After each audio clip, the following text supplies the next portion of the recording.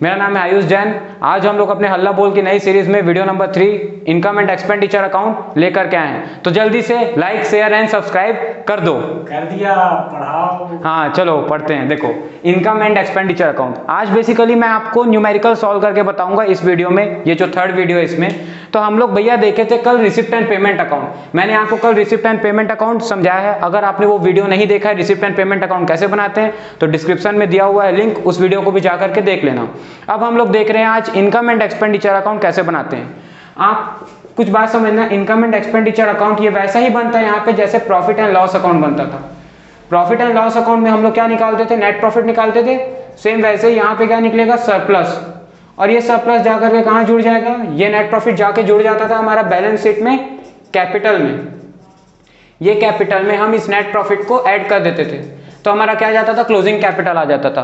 Same NPO में भी balance sheet बनती है। ये प्रॉफिट मेकिंग ऑर्गेनाइजेशन बनाता था। इसको कौन बनाता था, प्रॉफिट मेकिंग ऑर्गेनाइजेशन।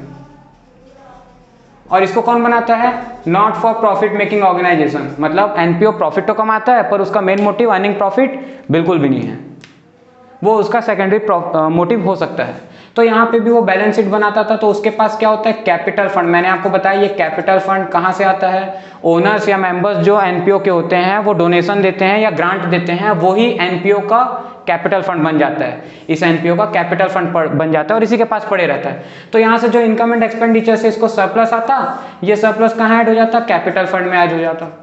तो अगर लॉस आता तो क्या हो जाता, लॉस कैपिटल से माइनस हो जाता है। वैसे ही यहाँ अगर आता तो बाय डेफिसिट आ जाता, जो अभी हम लोग देखेंगे इनकम एंड एक्सपेंडिचर अकाउंट जब सॉल्व करेंगे तो वो डेफिसिट माइनस हो जाता। फिर मेरा क्या जाता, क्लोजिंग कैपिटल फंड का बैलेंस आ जाता। अब हम लोग एक न्यूमेरिकल शुरू कर रहे हैं।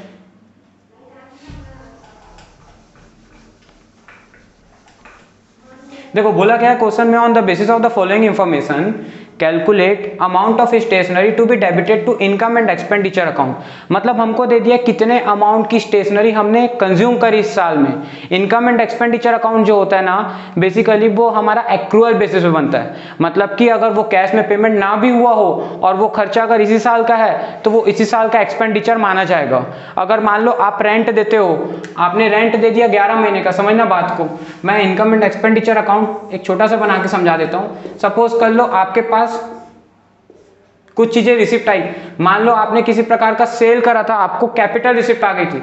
तो कैपिटल रिसिप्ट आपकी इस साल की क्या बन गई थी, सॉरी कैपिटल रिसिप्ट तो यहां नहीं आएगा, रिवेन्यू रिसिप्ट। रिवेन्यू रिसिप्ट आपकी क्या बन गई थी, इनकम बन गई थी। सपोज कर लो 10,000 रुपए की आपको रिवेन्यू जनरेट हो गई, मतलब आपको डोनेशन से पैसा मिल गया, डोनेशन मिल गया 10,000 रुपए का, ये आपका क्या बन गया, इनकम बन गया। इनकम हमेशा क्रेडिट साइड में आएगा क्योंकि इनकम हैविंग क्रेडिट बैलेंस, और एक्सपेंडिचर किधर आएगा, डेबिट साइड में आएगा। अगर आप इसको ट्रेडिशनल अप्रोच से भी समझो तो ये नॉमिनल अकाउंट का इसमें रूल लगा, नॉमिनल अकाउंट का, debit all expenses and losses, credit all income and gain. तो डेबिट साइड में हमारा क्या आ गया, एक्सपेंसेस आ गया।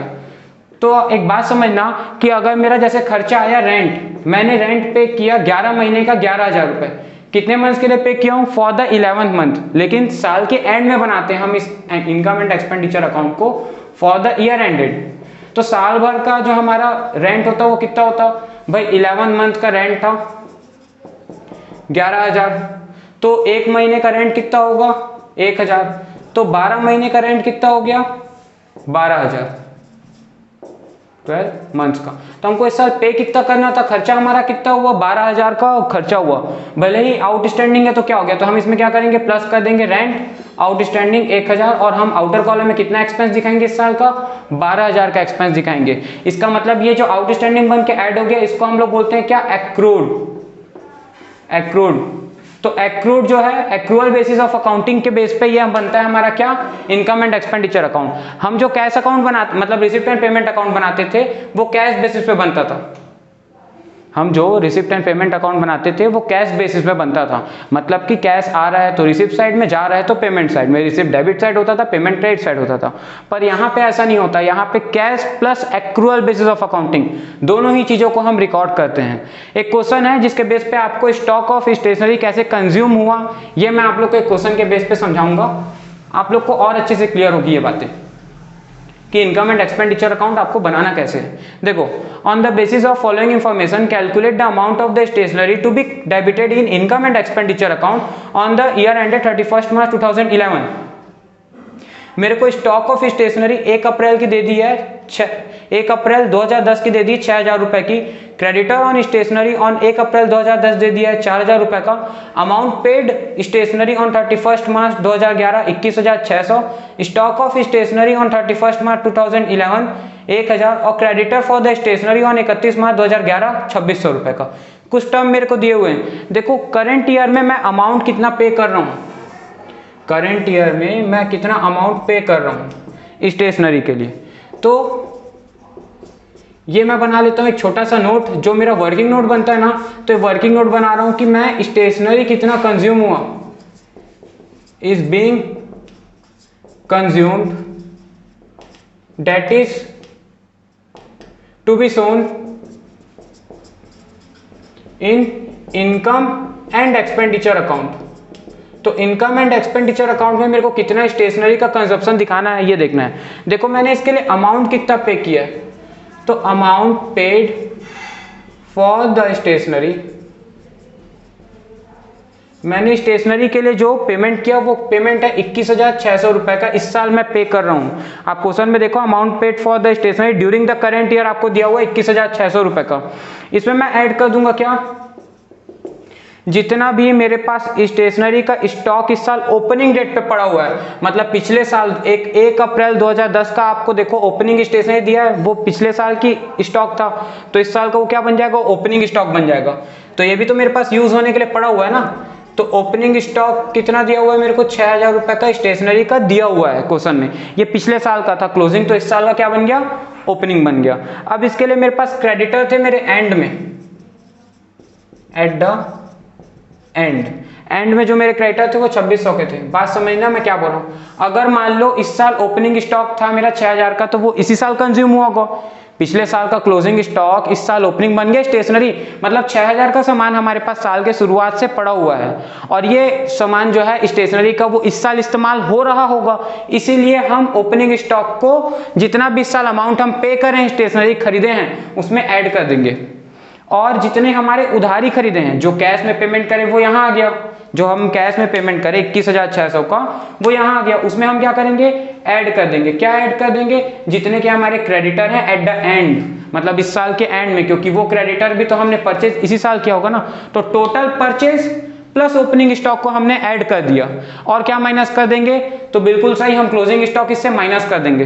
तो क्या लेस करने वाले हैं अब हम लोग, लेस दो चीजें, एक तो सबसे पहले क्लोजिंग स्टॉक, मतलब इस साल के एंड में, ये प्रीवियस ईयर का क्लोजिंग था, जो करंट ईयर में स्टॉक माइनस अभी इस साल ऐड हो गया, और करंट ईयर में जो करंट ईयर के एंड में जो हमारा बनेगा क्लोजिंग स्टॉक, वो स्टॉक हमारा इस साल तो कंज्यूम नहीं हुआ होगा ना, हम क्या निकाल रहे हैं, कंजप्शन। हमेशा याद रखना, कंजप्शन निकालना है कि इस साल कंज्यूम कितना किए, और ये जो स्टॉक है ये इस साल कंज्यूम नहीं होगा, नेक्स्ट ईयर में कंज्यूम होगा, आने वाले सालों में कंज्यूम होगा। ये कितने का स्टॉक था हमारा, क्लोजिंग स्टॉक था 1,000 का, ये हम माइनस कर देंगे, माइनस को हमेशा ब्रैकेट में दिखाना बेटा। और क्या चीज हम माइनस कर देंगे, तो हमको देखो, आपको क्वेश्चन में दिया हुआ है स्टेशनरी क्रेडिटर 2009-10 में, फॉर द ईयर 2009-10 में आपके ओपन, मतलब प्रीवियस ईयर के क्रेडिटर आपके कितने थे, तो प्रीवियस ईयर के आपके क्रेडिटर थे 4,000 रुपए के।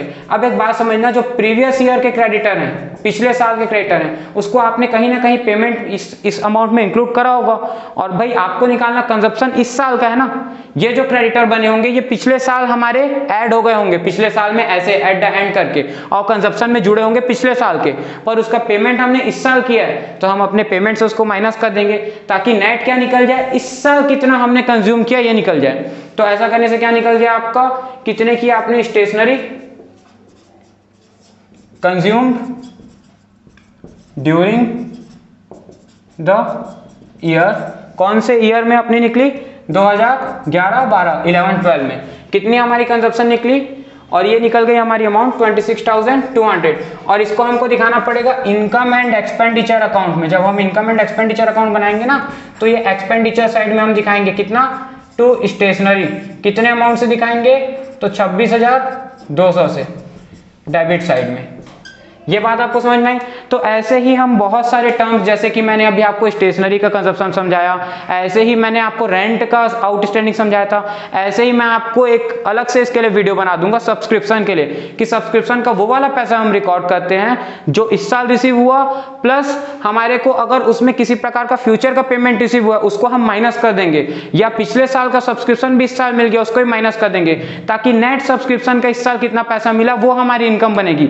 यहां पे कॉमनली डाउट आता है कि सब्सक्रिप्शन का रिसिप्ट एंड पेमेंट अकाउंट में भैया सब्सक्रिप्शन का पैसा हम अलग लिख रहे हैं और इनकम एंड एक्सपेंडिचर अकाउंट में उसको हम अलग लिख रहे हैं, तो ऐसा क्यों हो रहा है? तो ये हम लोग आपको नेक्स्ट वीडियो में और अच्छे से समझाएंगे।